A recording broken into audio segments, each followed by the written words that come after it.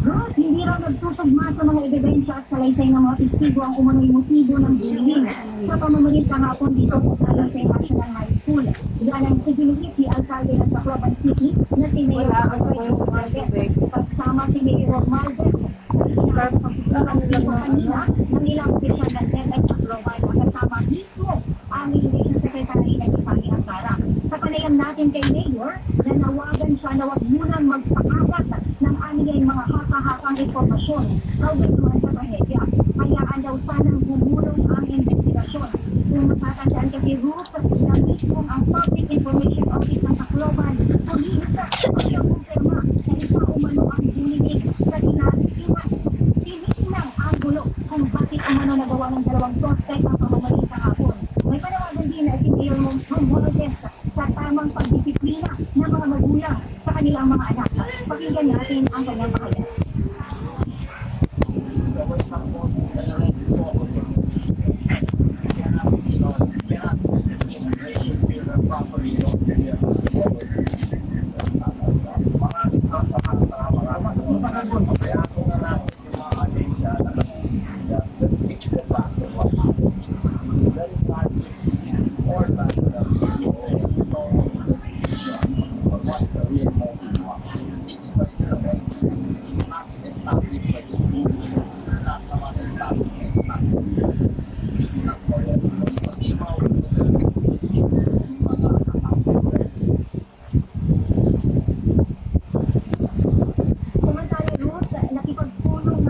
Kanina si DepEd Secretary Fanny Angara kasama ang mga teachers ng paaralan pati rin yung mga opisyal ng LGU.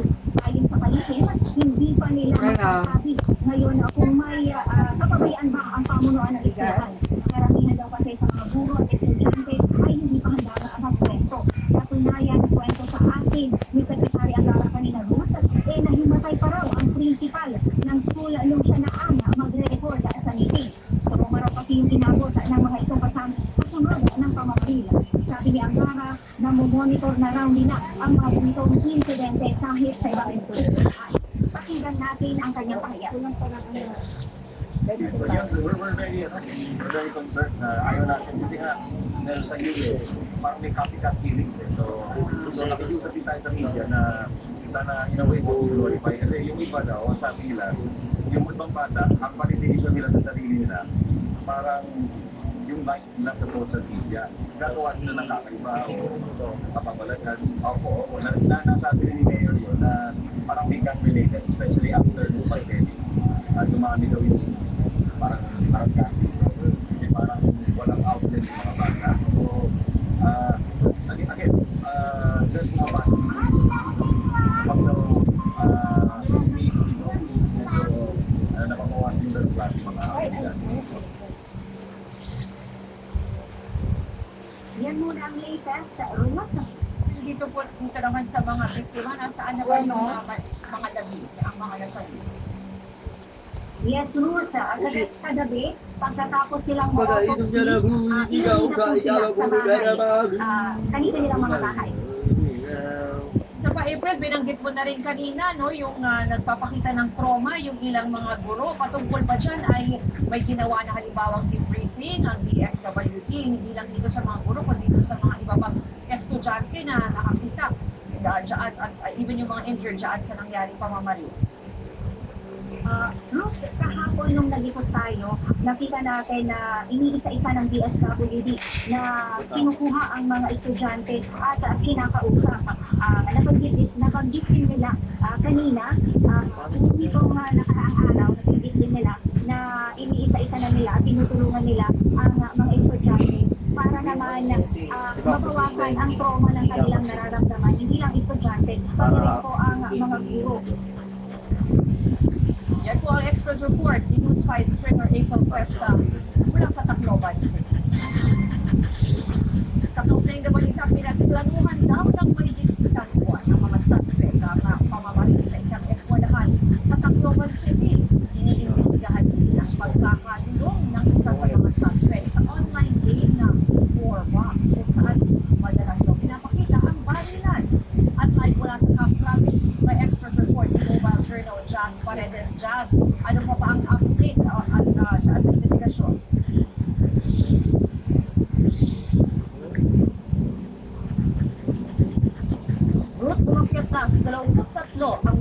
nangyaring pamamaril sa San Jose National High School sa Tacloban. Tatlo dito ang patay habang 20 naman ang sugatan. 15 sa mga ito ang civil-related, habang ang 5 naman ay nasugatan o nakilayan matapos tumalon sa bakod dahil sa panik. Kasalukuyang nasa kustudiya ng Department of Social Welfare and Development ang mga suspect na sila alias Nash, Pasosi Alias at alias Rod si Anon.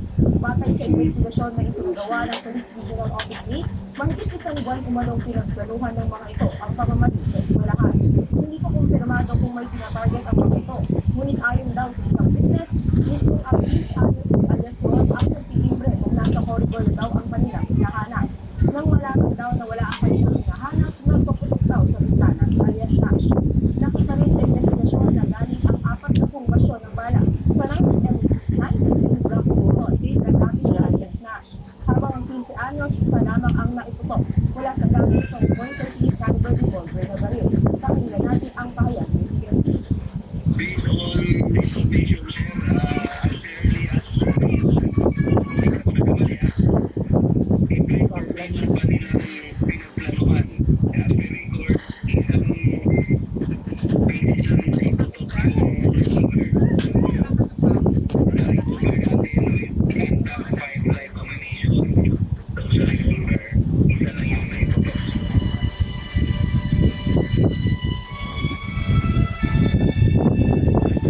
Bukod sa anggulo ng pulis, inisin ngayon ang anggulo ng pagkalunong sa online game na roadblock ng isang suspect.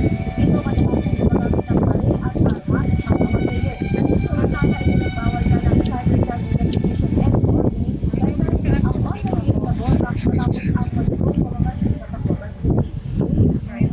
Just unahin ko lang itong pahayag ng pulisya na para lumalabas na itong mas bata na suspect ng alias na ang mas maraming na pinakawalang papulo.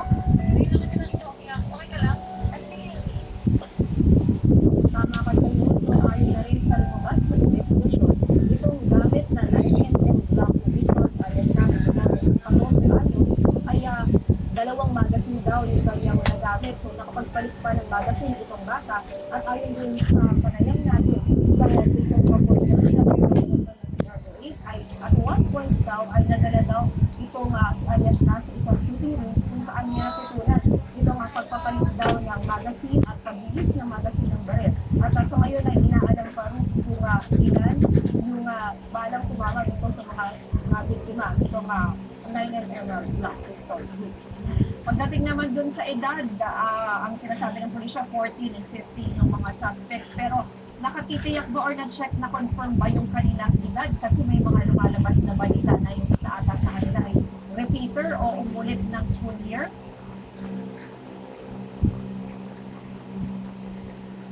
Yes, Ruth, no, tiniyak yan sa atin ng Philippine National Police yung profile ng ating 2 suspect at tama ka, Ruth, no, itong ating isang suspect na 15 anyos ay nasa grade 9 pa lamang dahil nga daw umulit ito ng isang baitang at hindi sila naging magkaklase nga nitong 14 anyos na si alias Nash, ngunit nananatiling malapit na magkaibigan ang dalawa.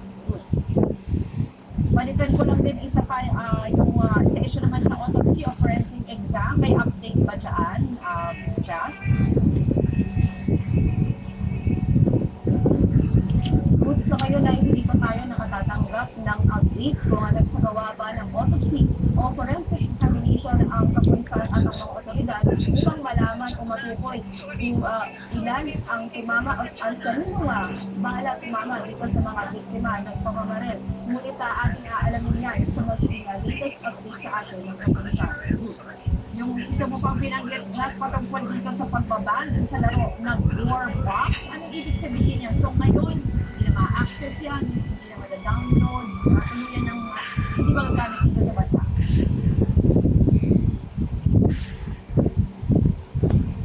Ruta, sa ating pagkakaalam ay temporary itong ban.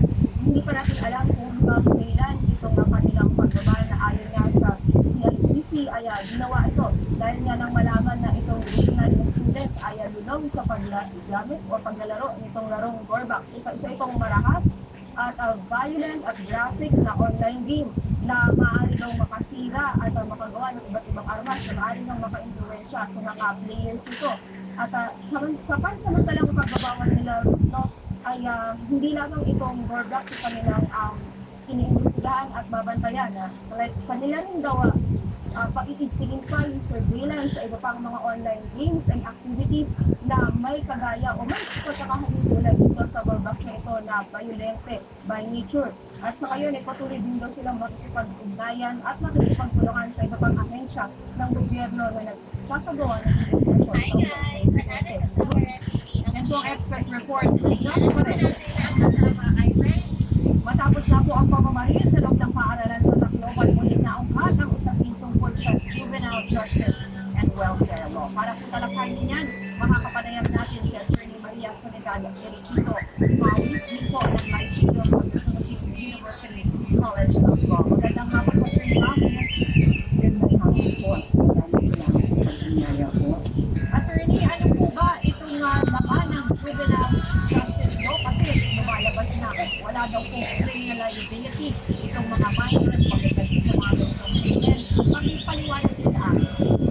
Dito po sa tinatawag na Juvenile Justice and Welfare Act of 2006 o RA 1994. Nakasaad po dito kung ang bata ay 15 taon, 15 years old at pababa, sila po ay absolutely exempt from criminal liability. Hindi po sila pwedeng idemanda sa pagkulong criminal, but must be subjected to government intervention program.